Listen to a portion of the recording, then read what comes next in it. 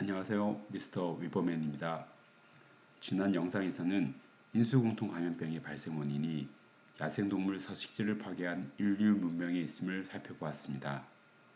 이번 영상에서는 코로나19가 가져올 악순환에 대해 말씀드리겠습니다. 영상 내용은 국내외 뉴스 기사에 기치하고 있지만 일부는 제 추정에 근거하고 있습니다. 코로나19로 공기가 맑아지고 재택근무가 앞당겨졌으며 불필요한 회의와 출장이 줄었다는 긍정적 측면도 있지만 코로나19가 가져온 부정적 영향에 비할 바는 아닙니다. 코로나19는 전 세계적으로 수많은 확진자와 사망자를 낳았고 강력한 봉쇄 조치는 세상을 멈추세웠습니다. 백신 개발 및 접종에 시간이 상당히 걸리는 만큼 코로나19 악순환의 고리는 점점 커지게 됩니다. 이러한 악순환은 코로나19가 끝나도 상당 기간 계속될 수 있습니다. 먼저 코로나19로 인한 개인의 위기에 대해 말씀드리겠습니다. 개인으로선 우선 코로나19 확진이 가장 큰 위험입니다. 코로나19에 감염된 이후 무증상 또는 경증으로 완치된 경우도 있지만 온몸이 부서질 듯 아팠다는 사람, 너무 아파 일주일 동안 잠을 1시간밖에 자지 못했다는 청년도 있습니다. 끝날 때까지는 끝난 것이 아닙니다. 코로나 후유증이 기다리고 있기 때문입니다. 부산 47번 확진자 박현 교수님은 머리가 멍해지는 브레인포그 증상, 두통, 피부병 등 힘겨운 후유증 경험을 소개하며 완치자라는 용어는 쓰지 말자고 합니다. 또한 확진자의 경우 불안감, 우울증, 소외감 등 정신적 고통과 스트레스도 상당합니다. 자신 때문에 사랑하는 가족, 직장 동료, 이웃이 코로나에 걸려 어려움을 겪는다면 마음이 편치 않을 것입니다. 이처럼 코로나19는 절대 걸리지 않는 것이 상책입니다. 코로나19가 비극인 이유는 확진자가 사랑하는 가족을 감염시킬 수 있기 때문입니다.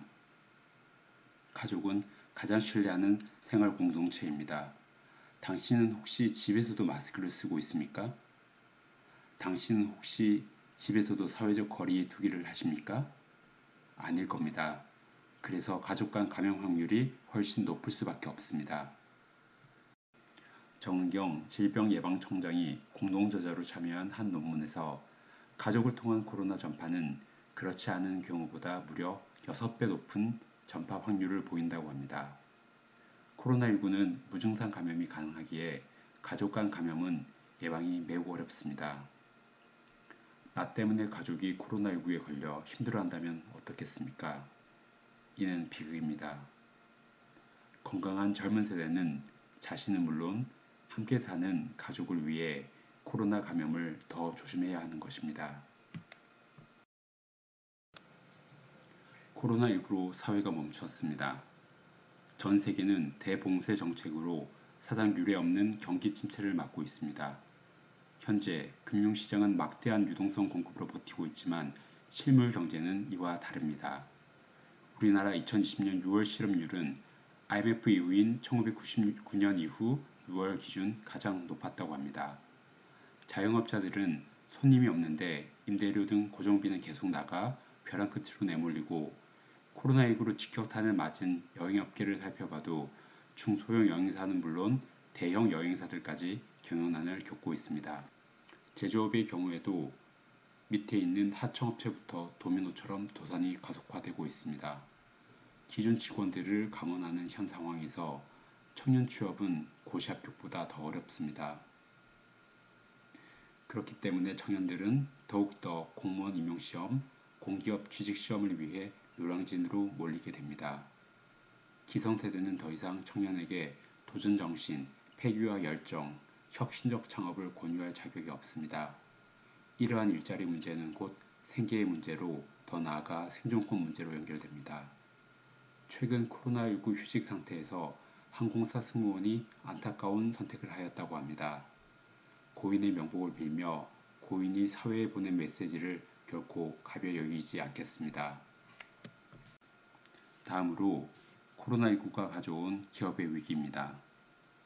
IMF는 코로나19로 인한 각국의 대봉쇄 정책으로 세계는 지금 1930년대 대공황 이후 최악의 경제 위기를 맞고 있다고 합니다. 한국은행은 2020년 2, 4분기 GDP 성장률이 전기 대비 마이너스 3.3%라고 합니다. 이는 IMF 외환위기 이후 최악입니다. 기업들은 이러한 코로나 위기에 대비하고자 현금 비중을 늘렸고 비용 감축을 시작하였으며 코로나 장기화 시 인력 감축 역시 본격화될 수 있다고 합니다. 코로나19로 타격을 입은 여행업계의 희망퇴직, 무급휴직은 남의 일이 아닙니다. 특히 중소기업의 경우 더욱 버티기 어렵습니다. 일감이 크게 줄고 현금 흐름이 원활하지 않아 돈을 빌려 직원 월급을 지급하기도 한답니다. 코로나 장기화로 경기 침체가 계속되면 중소기업의 부도가 크게 늘 수 있습니다. 실제 일자리의 대부분을 중소기업이 책임지고 있습니다. 그런데 중소기업의 부도율이 높아지면 실업률도 함께 상승하는 악순환이 시작됩니다. 다음은 코로나19가 가져온 정부의 위기입니다. 정부는 코로나19로 딜레마에 놓여 있습니다. 전염병 확산 방지를 위해 사회적 거리 두기를 강화하면 경제는 침체되고 경제를 살리기 위해 방역을 완화하면 확진자 숫자가 급증하게 됩니다. 전염병 확산 속도가 빨라지면 의료 시스템 붕괴로 이어져 문제는 더욱 심각해집니다. 지금 정부는 경제와 방역의 균형을 잡는 매우 힘든 아슬아슬한 외줄타기를 하고 있는 것입니다. 정부는 두 마리 토끼를 다 잡기 위해 2.5단계 같은 2단계, 2단계 같은 1.5단계의 사회적 거리두기를 원하고 있습니다. 하지만 의도처럼 쉽지는 않습니다.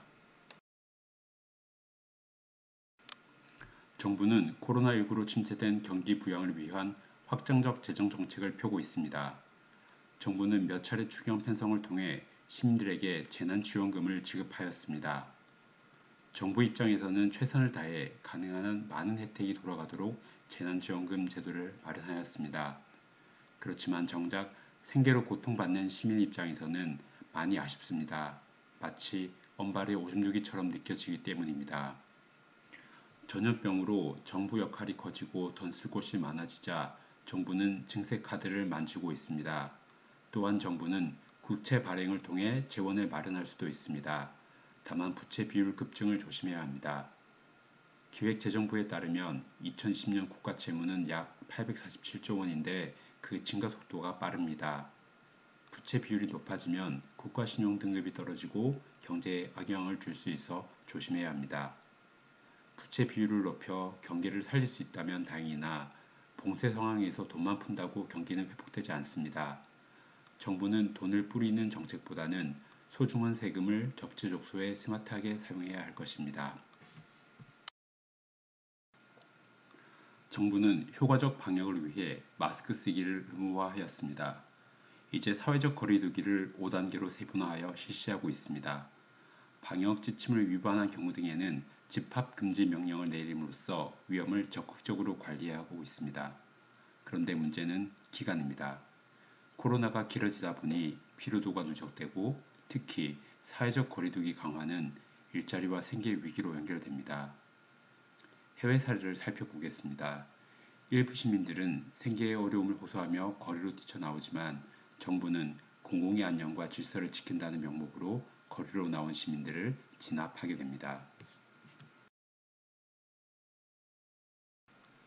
우리 정부가 협상을 통해 인구의 60%에 해당하는 3천만 명분 이상의 백신을 이미 확보하였고 실제 접종은 이르면 내년 3월부터 순차적으로 진행될 예정이라 합니다. 그런데 백신이 나온다고 끝이 아닙니다. 여러 어려운 문제들이 기다리고 있습니다. 첫째는 안전성 문제입니다.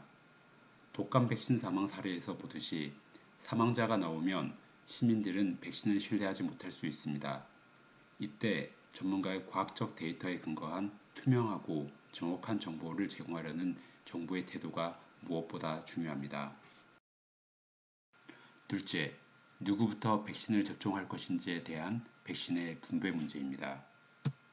백신의 효과성, 안전성이 완벽히 검증되지 않은 경우에는 시민들은 보다 늦게 맞으려 할 것이고 효과성과 안전성이 입증된 경우에는 오히려 서로 먼저 맞으려 할 것입니다. 지난 마스크 대란보다 더 큰 혼란이 올 수 있어 정부 입장에서는 세심한 준비가 필요합니다. 이때 어떤 기준으로 백신의 접종 순서를 결정할 수 있을까요? 접종 순서 결정은 민감한 문제로서 자칫 사회 분열 및 정부의 신뢰 붕괴로 이어질 수 있으므로 매우 조심해야 합니다.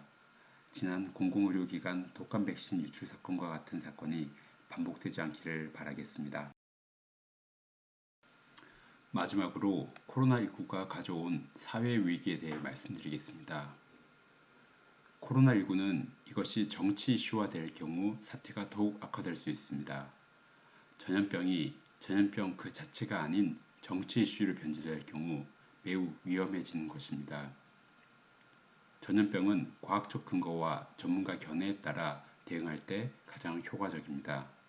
정치인 또는 정당은 정치 이념 실현을 위해 권력 획득을 목표로 하는 개인 또는 단체이기에 정권 획득과 유지를 위해 코로나 이슈를 자기 쪽으로 활용하려 들 것입니다. 여당 입장에서는 대응의 긍정적 측면을 강조하고 야당에서는 대응의 부정적 측면을 강조하며 여당과 정부를 비판할 것입니다. 코로나19는 시민들에게 건강과 생명, 일자리와 생계가 걸린 중요한 문제임에도 정치권이 이를 자신의 정치적 이익을 위한 도구로 활용하는 것은 정치의 한계를 보여주는 것입니다. 이를 오직 자신의 정치적 이익이라는 관점에서만 바라보는 정치인은 정치를 해서는 안 됩니다. 시민들은 주권자로서 그런 정치인을 기억하고 또 투표로서 심판해야 합니다. 언론은 코로나19 극복에 큰 역할을 하고 있습니다.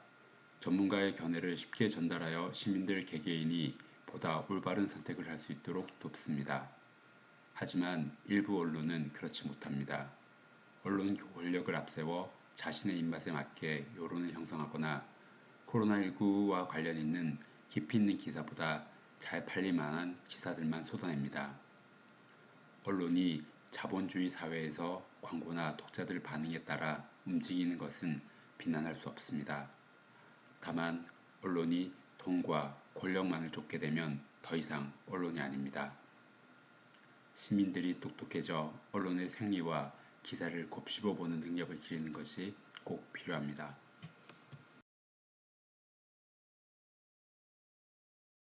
종교는 힘든 시기에 희망과 빛이 될 수 있습니다. 그런데 일부 종교는 그 반대입니다. 화합 대신 분열과 갈등을 조장하는 뒤 이를 종교적 세력을 확산시키는 데 이용합니다. 코로나 시대 어려움에 처한 사람들이 어딘가에 의지하고 싶은 마음을 이용해 자신을 구세주라 말하는 이상한 자가 나타나 세상을 어지럽힐 수 있습니다. 코로나19는 비말로 전파되며 밀접, 밀집, 밀폐가 전염성을 높인다는 것은 확인된 과학적 사실입니다. 그럼에도 이를 부정하거나 이를 초월할 수 있다는 거짓 믿음을 주는 종교가 있을 수 있습니다. 한 가지 분명한 것은 만일 절대자가 존재한다면 이러한 과학 법칙 역시 그가 만든 질서의 하나라는 점입니다. 그래서 자연 법칙을 무시하거나 이를 초월할 수 있다는 등 잘못된 가르침을 주는 자는 의심해 보아야 합니다. 어려운 환경 속에서도 나를 구원할 수 있는 것은 나와 신뢰할 수 있는 이웃 사이의 연대와 협력입니다. 결코 분열과 대립, 은둔과 비밀스러운 의식으로는 코로나19를 극복할 수 없습니다. 코로나19는 승자 없는 생존 게임입니다. 코로나19와 같은 대규모 전염병이 돌면 개인, 기업, 정부 모두 어려워집니다. 백신과 치료제 개발까지 상당한 시일이 걸리고 그 과정에서 약자부터 차례로 무너지기 시작합니다. 일자리 문제와 경기 침체는 가속화되고 대부분 기업들도 생존에 어려움을 겪습니다. 개인 및 기업 소득이 줄어 세금은 덜 거치고 우리 정부는 선진국과 달리 부채를 무한정 늘리기도 어렵습니다. 정치, 종교, 사회에서는 분열과 갈등이 커집니다. 한마디로 답이 없습니다. 나는 코로나에 걸리지 않겠지? 우리 가족, 우리 회사, 우리나라는 괜찮겠지? 아닙니다. 현대사회는 긴밀하게 연결되어 있어 나와 우리만 괜찮을 것이라는 건 희망사항에 불과합니다. 또한 전염병 문제로 인해 가속화된 양극화 문제는 심각한 구조적 문제를 낳습니다. 양극화의 상층부에 있는 사람도 결국 희생자가 됩니다. 단지 시간차가 있을 뿐입니다. 결국 전염병 전쟁에서 승자는 없고 모두가 패자인 것입니다. 이는 마치 러시안 룰렛과 같습니다. 이번엔 내 차례가 아니기만을 바라는, 그러나 게임이 반복되면 확률상 언젠가는 내 차례가 됩니다. 현재 우리의 전염병 대응 방식은 러시안 룰렛과 같습니다. 혹시 나와 우리 가족, 우리 회사, 우리나라만 코로나19 피해가 없거나 적기를 바라는 건 아닙니까? 이런 생각, 태도로는 언젠가 우리도 희생자가 됩니다.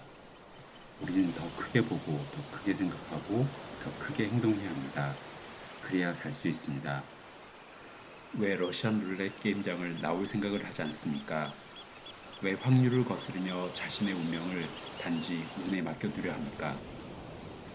여러분은 그냥 앉아 러시안 룰렛 순서를 기다리겠습니까? 아니면 러시안 룰렛 게임장을 뛰쳐나오시겠습니까? 여러분의 현명한 판단을 믿습니다. 다음 영상에서는 러시안 룰렛 게임장을 탈출하는 법에 대해 알려드리겠습니다. 오늘 영상이 좋았다면 좋아요, 구독 눌러주세요. 그럼 다음에 만날 때까지 안녕.